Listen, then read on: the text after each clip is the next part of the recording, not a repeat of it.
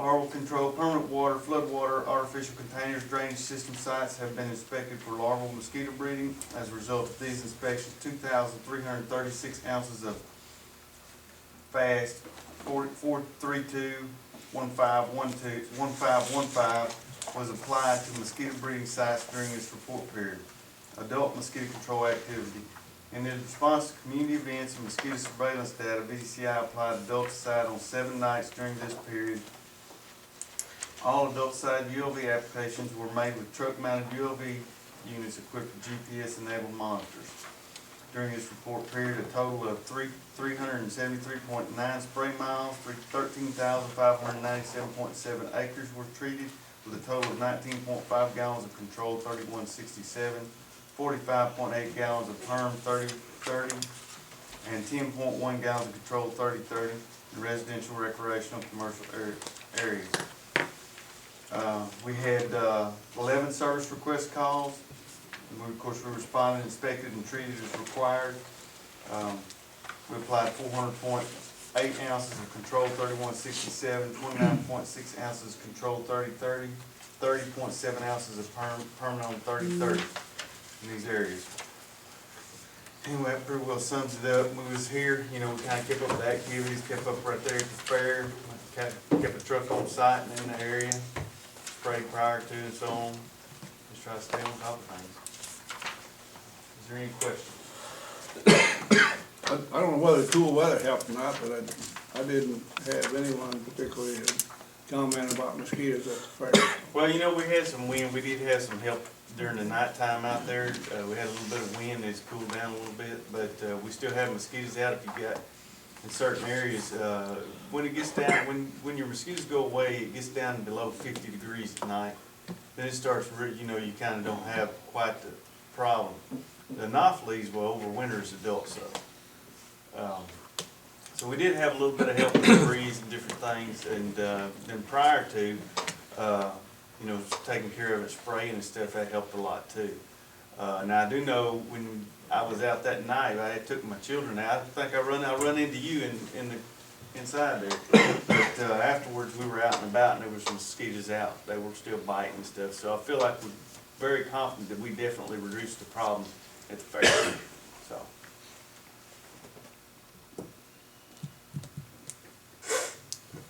No more questions? Thank you. Thanks for having me. Thank you, sir. Moving to new business, a request to appoint 2 new park board members. To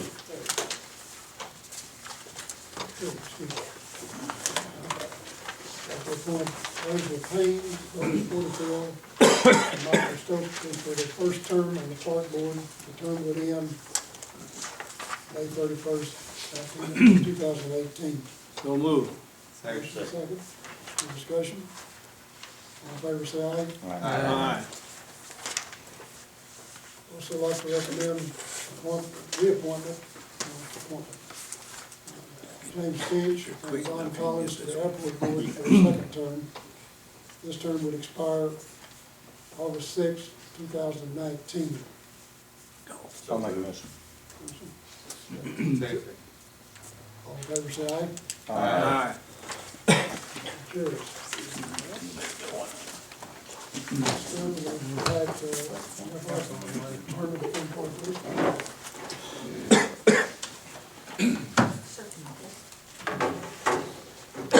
Mayor, Council, thank you for your time. My name is Jeff Arp. I'm one of the loss control consultants with Murma.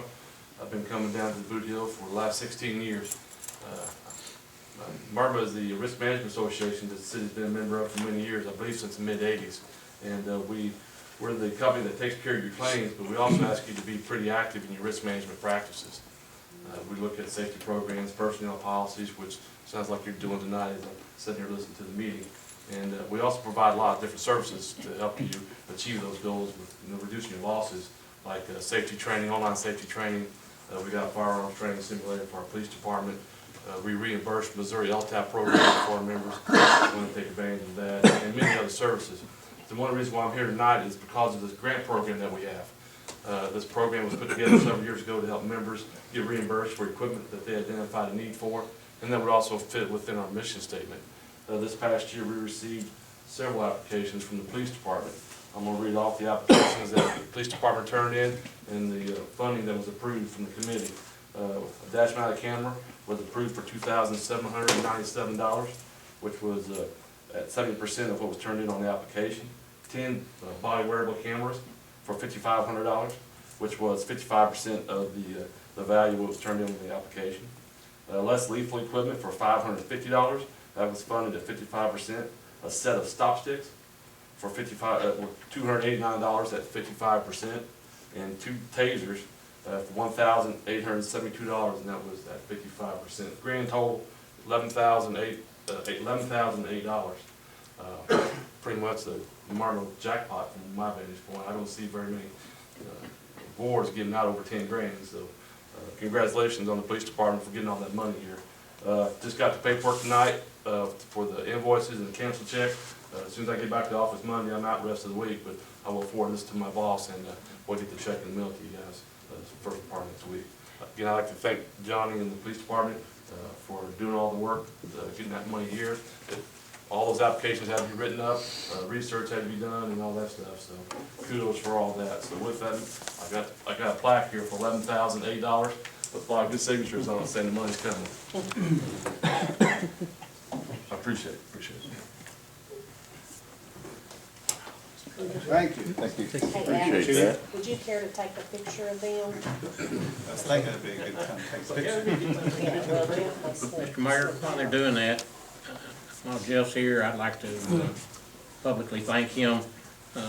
He's Johnny on the spot at answering questions for us and helping us out anytime he's here, spending time with us. I called him today and I was aware that he was in town about some of the issues along the trail, and he spent about 2 hours with me this afternoon going over that.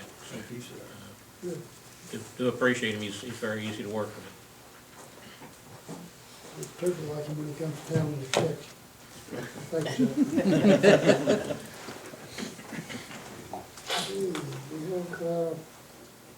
We had to have an expenditure for a dispatch server. One we had was on the verge of crashing. Because of the emergency situation, we went ahead and moved forward and got the situation under control. Total cost of this was $12,162.90. Motion to approve this expenditure after the fact. Motion. Second. Motion second. Any questions, discussion? They did consult us, and we determined that, in our reserve fund, we can certainly, pay for it at this time, and, which would be a whole lot more better than letting our program crash. Good job on staying on top of it. Oh, this is a vote. All in favor, side? Aye. Opposed? Motion carries. You want to talk about the credit card?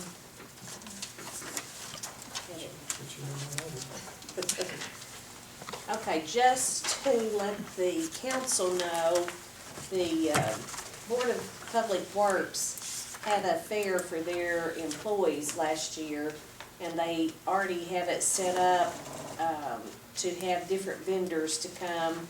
Jeff will be there with Myrma. Dr. Rouse will be doing vision screenings. Higginbotham will be there for dental screenings.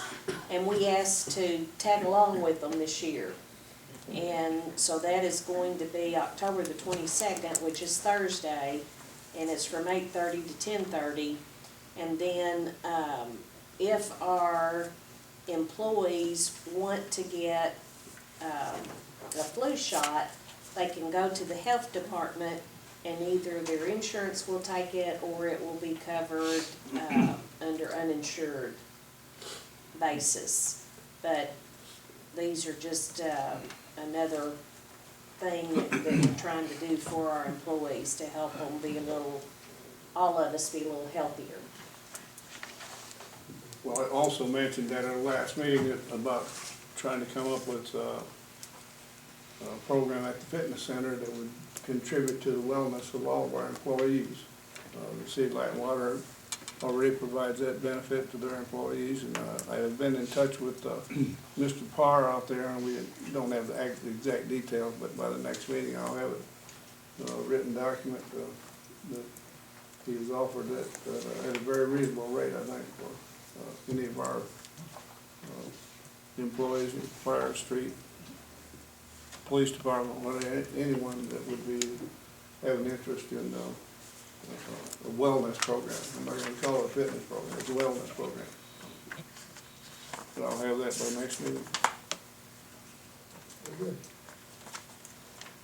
I think I've got to report here tonight is, I gave you sales tax 1 and 2 numbers. Through the first quarter of the year, as you see there on the numbers, down a little bit from last year. 3 years, but 3 months doesn't necessarily make a trend, but certainly something to keep an eye on. If this continued throughout the year, each one of those would come out somewhere in the neighborhood of $50,000, less than the previous year. On the plus side, reviewing the expenditures for the departments for the first 3 months, all departments came in under budget. Good job controlling the cost. I know a whole lot's been accomplished in these 3 months. Just continue to keep doing what you've been doing. This time, we would open the floor for public comments, and I'd like to address the council.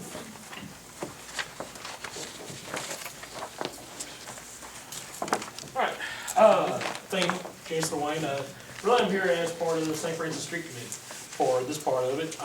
We did meet, our second meeting last week, and hopefully, one of the things we discussed was, while Mr. Arp is here in town, if he could give a little bit of a risk assessment of how bad St. Francis is with the potholes, you know, torn up, everything else, bad sidewalks. Because whenever we do approach you guys with, this is what it's gonna cost, we want to be able to say, this is how it's going to save the city money, this is how it's going to work throughout, so we can try and get as many bases covered as possible. And, because I talked with him earlier, found out he was gonna be here this week, so this would be a great opportunity. If who's ever can show around, or myself, or Mr. Wilson here, get just a few minutes to take a look at the time of driving down through there, take a look at St. Francis, just to give us, because with the biking trail, one of my concerns was, okay, yeah, I've already seen trucks, things like that driving on it, so what's gonna stop from tearing it up and creating a liability for the city? That's one of the things we don't wanna create. We don't wanna create a liability for the city. We wanna take that liability out of the picture by doing some of these repairs. So putting those little reflective tall strips that whenever you hit it, yeah, you're gonna have a mark on your car and you're gonna know it. So it's gonna keep people off of it. So that's gonna be a big help. And so, but as far as we're making progress, we did get copies of the plans for what had been drawn up in the past. And we also talked about getting with the 2 contractors that are in town, just to get a ballpark, so we know what direction we're headed, and how we can start looking for those funds. We can talk about, I mean, our biggest problem is gonna be trying to find grants for a lot of this, because we do want to, you know, yeah, it's just like Burma came out with, they get grants for some of the police department here. There's gotta be some out there. If anybody has any information on where we can start looking for those, where to apply at, everything else, we wanna know, because if we can save the city money on, you know, getting free money from grants, that's a whole lot better than taking it out of a budget somewhere. So, I appreciate it. Thank I you. have a question. Yes. I've been trying to look at it more closely here in recent time. I haven't made it to your meeting, but you know, the street surface itself looks like it's in quite good condition. Yeah. All right, and so what happens if we just focus on, let's do some shoulder work and just get it up to That's what we're That's what we doing. wanted. Yeah. Yeah, because We can't touch the yeah, street. we can't touch the Yeah. street, and really, it would be detrimental to a couple of businesses down through there if MoDOT came through and laid down another, you know, how much are you, whenever you overlay a street, what do you put down, 1, 2 inches? It's whatever MoDOT wants to do, I don't have Okay, anything to do with it. but I mean, on city streets, I'm just saying, but if you put down 2 more inches of blacktop, like I know at some of the potholes on my property, I mean, it's close to probably 12 inches deep. Yeah. And like, down at, Mark Brown's at Boot Hill Outdoors, his floor is now below the center of the street. And so, so staying away from doing anything on the street itself is, one thing we want to stay away from. We want to be able to, you know, grade everything away from the buildings into, and then go into the storage stream. I know the day that we had met, the company from Sykeston for the stormwater, you just gotten their contract in, so we're gonna be wanting to contact them and find out, because that's gonna be one of our other questions is, do the stormwaters run east and west, north and south? Sea Light Gas and Water, got us a map showing where all the different everythings that we have to be concerned about, so that whenever we approach, these companies, say, just give us a little bit of a ballpark so we know which direction we're looking at, then they've got a little bit more information for it. There's not any doubt that's probably our, well, I won't say it's the worst conditioned street, because it's mostly in the shoulders, but, we got a lot of streets that are about to fall apart too, so.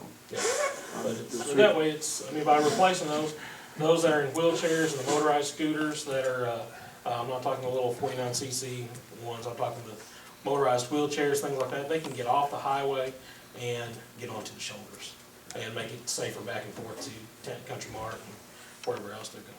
So that's the plan. Appreciate it. Thank you. Thank you. Council, have anything you want to bring up? Not, we're going to close session, need Motion. a motion. Second. Yes. Yes. Yes. Yes. Yes.